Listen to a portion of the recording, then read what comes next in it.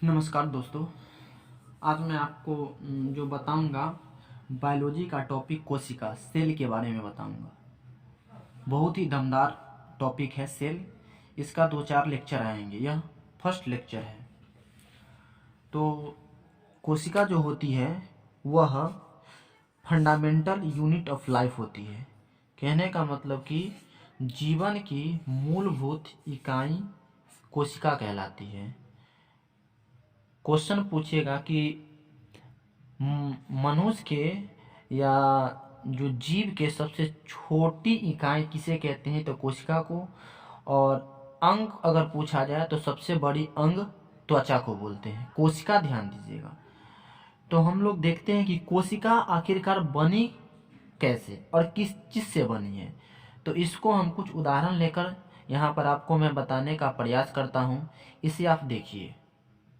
कोशिका बनती है, इसका थोड़ा आप स्क्रीन पे आप कुछ इमेज देख लीजिए।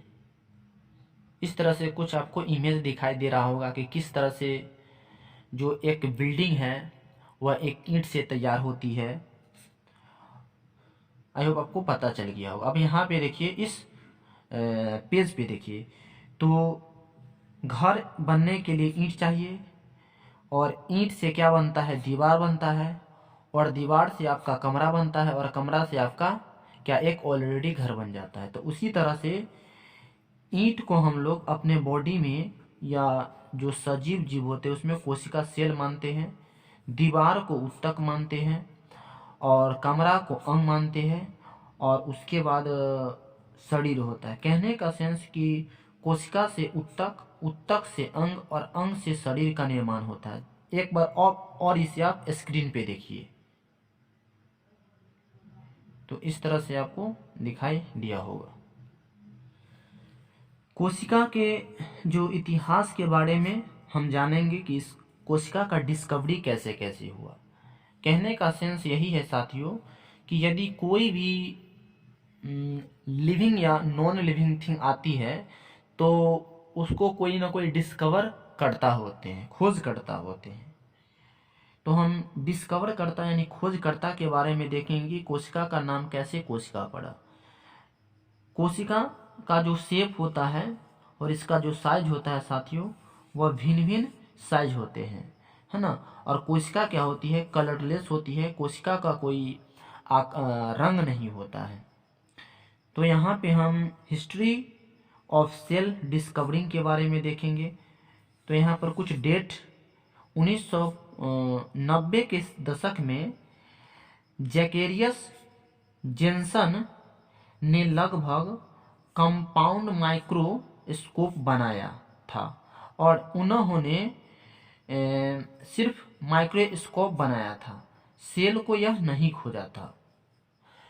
तो हम यहाँ पर माइक्रोस्कोप देख लेते हैं कि माइक्रोस्कोप के कितने टाइप्स होते हैं। माइक्रोस्कोप के 2 टाइप होते हैं। एक आपका होता है कंपाउंड माइक्रोस्कोप, जिसको हम लोग संयुक्त सूक्ष्मदर्शी कहते हैं, जो 1590 के दशक में खोजा गया था। और दूसरा है इलेक्ट्रॉन माइक्रोस्कोप, जो 1940 के दशक में खोजा गया था। साथियों, ये जो इलेक्ट्रॉन माइक्रोस्कोप है यह बहुत ही छोटा से छोटा कोशिका को देख सकता है। मतलब कि बहुत ही, कहने का सेंस कंपाउंड माइक्रोस्कोप से पावरफुल इलेक्ट्रॉन माइक्रोस्कोप है। फिर यहाँ पर सेशन जो 1665 का आता है।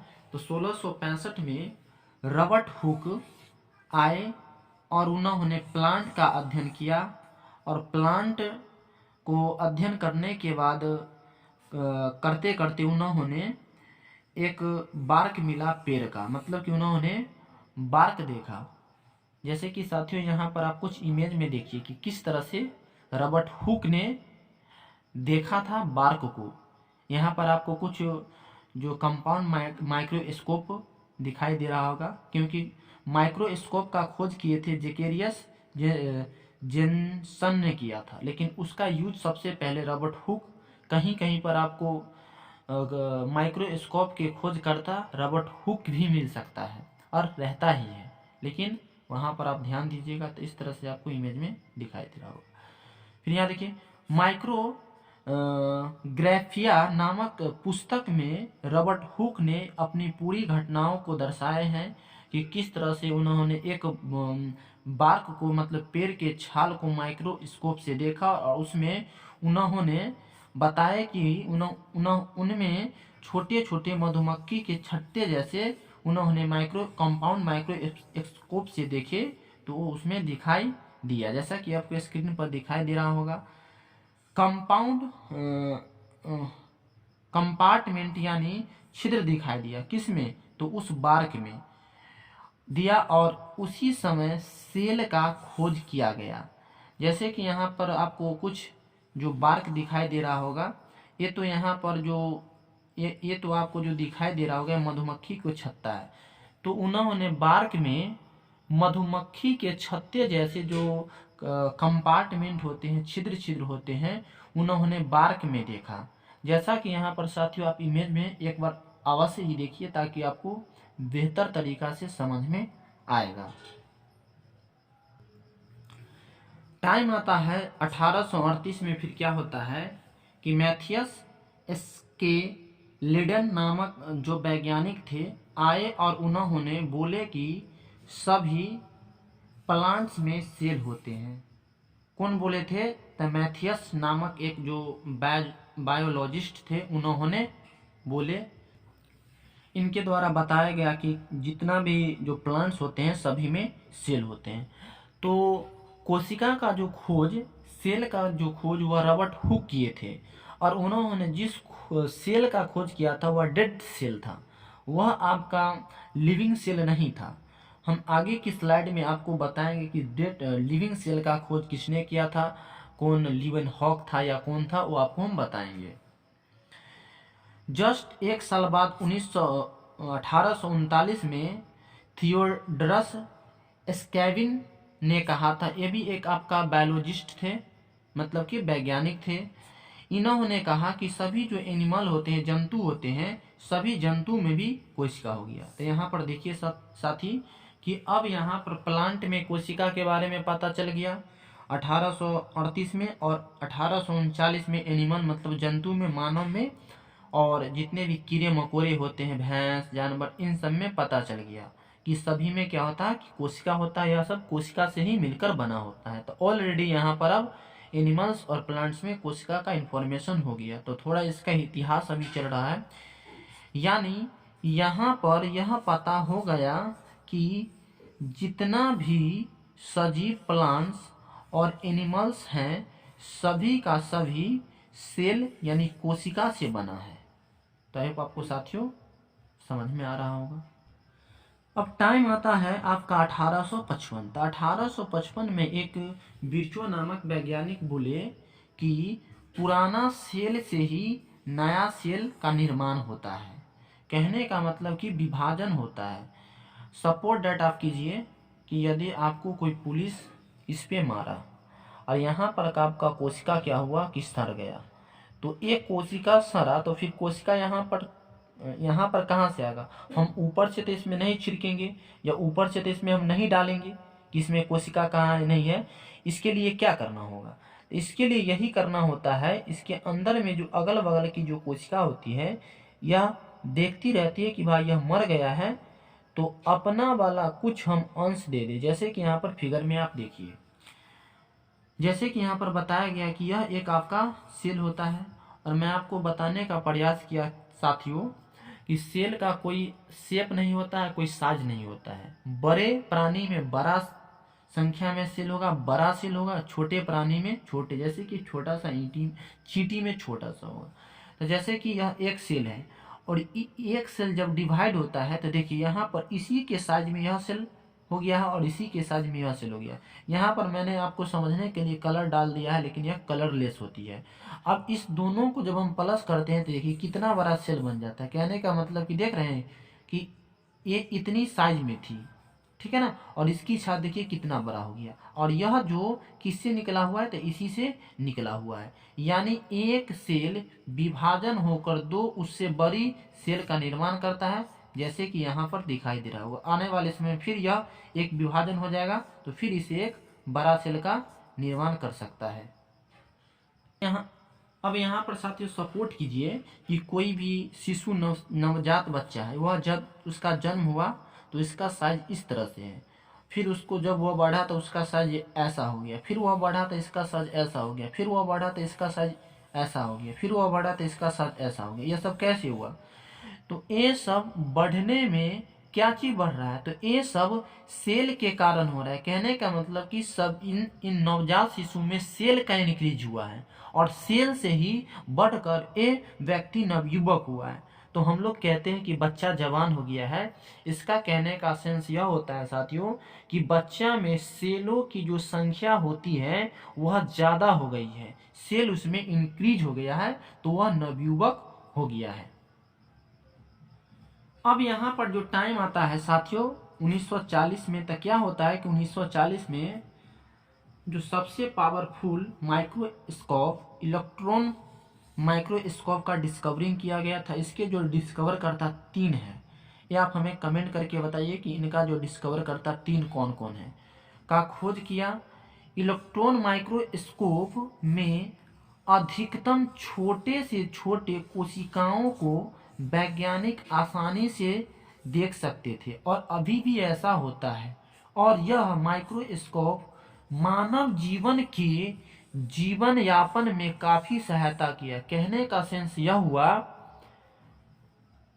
यदि नए वैज्ञानिक बने हैं और उसको सेल के अंदर और बहुत बड़ा प्रॉपर्टीज को इंक्रीज करना है, फाइंड करना है, तो वह वैज्ञानिक क्या करेंगे? फिर ये जो आपका इलेक्ट्रॉन माइक्रोस्कोप है उसके अंदर फिर से वह झांकेंगे, देखेंगे कि आखिरकार इससे पहले जो वैज्ञानिक आए उन्होंने इस सेल के बारे में ऐसा ऐसा बात बताया, क्या हम देखकर इसमें कुछ नया या यूनिक बात नहीं कर सकते हैं?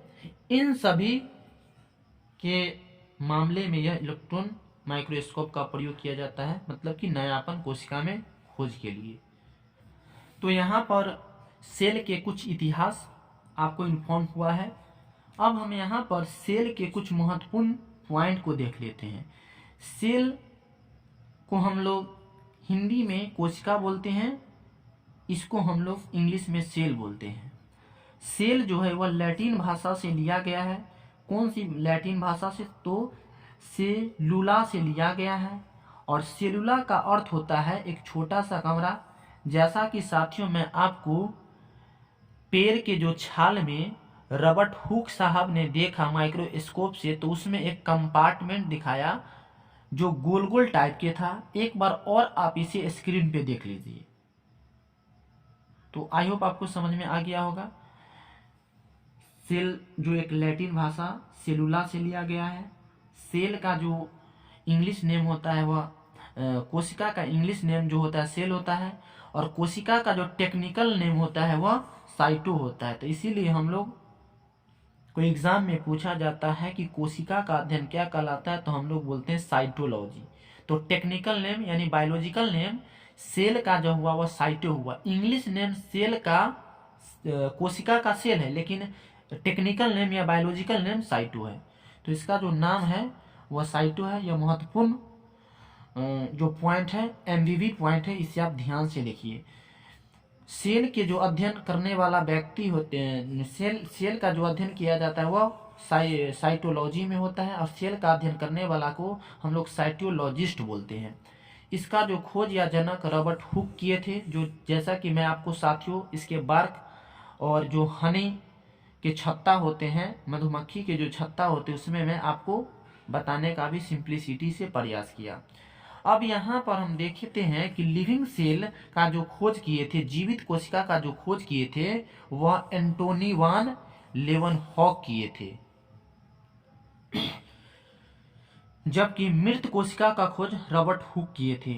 तो साथियों इस बात को ध्यान दीजिएगा कि जो सेल का तो डिस्कवरिंग किया गया, लेकिन सबसे पहले रॉबर्ट हुक साहब ने सेल का खोज किया, लेकिन उन्होंने प्लांट में किया। और वह कैसा सेल था, लिविंग या नॉन लिविंग? तो वह नॉन लिविंग यानी मृत सेल था। और जो लिविंग सेल यानी जीवित सेल का खोज सबसे पहले लेवनहॉक किए थे। अब सिद्धांत कौन दिए थे सबसे पहले सेल का? तो वह स्लाइडेन और स्वान ने दिया था। हम आपको बता दें कि सिद्धांत क्या होता है, सेल का सिद्धांत क्या होता है, थोड़ा इसे ध्यान से समझिए। किसी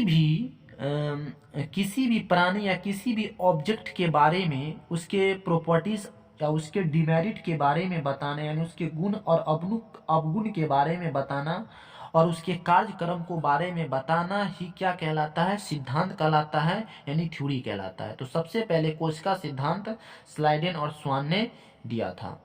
अब यहाँ पर संसार की सबसे बड़ी कोशिका सबसे छोटी कोशिका, साथियों यहाँ पर थोड़ा मिस हो गया था। तो संसार में ओवरऑल वर्ल्ड तक आपसे पूछ सकता है कि संसार में सबसे जो छोटी कोशिका किसकी होती है, तो वह माइकोप्लाज्मा की कोशिका होती है, जो 1 mm टू 0.1 टू 0.5 के एवं में होता है। कहने का मतलब यह हो सकता है कि जैसे कि मेरा एक बाल है, बाल का जो ब्रीथ जो होता है, उसका जो ब्रीथ होता है, मतलब उसका जो लेंथ होता है, लंबाई होती है, चौड़ाई जो होती है, उसका इतना होता है, मतलब कि उसका जो होती है वह 10 के करीब में होती है, उसकी लंबाई mm के करीब में, 10 mm नहीं 10 कुछ होता है। तो कहने का मतलब ये बहुत ही छोटा होता है माइकोप्लाज्मा की। और संसार में जो सबसे बड़ी कोशिका होती है वह ऑस्ट्रिच के अंडा का होता है, जो कि आपको स्क्रीन पर साथियों दिखाई दे रहा होगा। अब हम यहाँ पर देखेंगे कि मानव में सबसे छोटा जो कोशिका किसकी होती है, तो वह स्पर्म की होती है। स्पर्म आपको पता होगा। और मानव में सबसे बड़ी कोशिका जो अंडाणु की होती है। ओवरऑल देखा जाए तो संसार में सबसे छोटी कोशिका माइकोप्लाज्मा की होती है, जबकि सबसे बड़ी कोशिका वह ऑस्ट्रिच की होती है। लेकिन मानव में पूछेगा सबसे छोटी कोशिका तो स्पर्म की होती है, शुक्राणु की होती है, जबकि मानव में सबसे बड़ी कोशिका अंडाणु की होती है, मतलब कि फीमेल के ओवम की होती है। और मानव में सबसे लंबी कोशिका न्यूरॉन्स की होती है, जैसे कि साथियों आपको इमेज में दिखाई दे रहा होगा, देखिए थोड़ा ध्यान से, इस तरह से है। और विभाजित रहित होती है। कहने का मतलब कि जो मेरे माइंड में, मस्तिष्क में जो न्यूरॉन होती है कोशिका, वह कभी विभाजित नहीं होती है। तो इसीलिए लोग कहता है कि हेमलेट हमेशा पहन के चलना चाहिए। क्यों? क्योंकि यदि हमारे मस्तिष्क के न्यूरॉन जब एक बार ध्वस्त हो जाएगा, खत्म हो जाएगा, तो वह बनेगा नहीं। तो इसीलिए कहा जाता है कि ब्रेन हैमरेज हो गया है।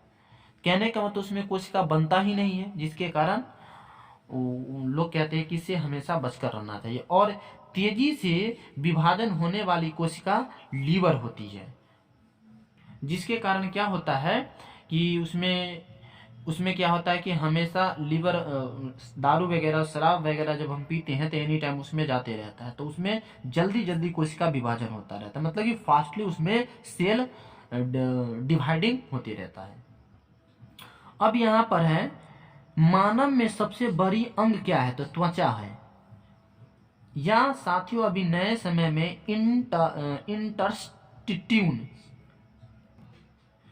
इंटरस्ट्यून, कहने का मतलब कि अभी वैज्ञानिक ने हाल फिलहाल में पता लगाया, 2018 के करीब में यह डेटा आया था। तो वहाँ पर अभी जो आप सर्च कीजिएगा तो आपको मिलेगा, लेकिन आप त्वचा को ही रखिए कि मानव में सबसे बड़ा जो अंग होती है त्वचा। लेकिन मानव में सबसे बड़ा कोशिका पूछेगा तो वह ओवम की होती है, और सबसे छोटा अंग पूछेगा तो वह मानव में सबसे छोटा अंग जो होती है वह पीनियल ग्लैंड्स होती है। तो यहाँ पर आप पीनियल ग्लैंड्स भी देख लीजिए थोड़ा, और त्वचा भी देख लीजिए, आपको इमेज में दिखाई दे रहा होगा। तो इस प्रकार से मेरा यह लेक्चर समाप्त होता है। फिर नए वीडियो के साथ एक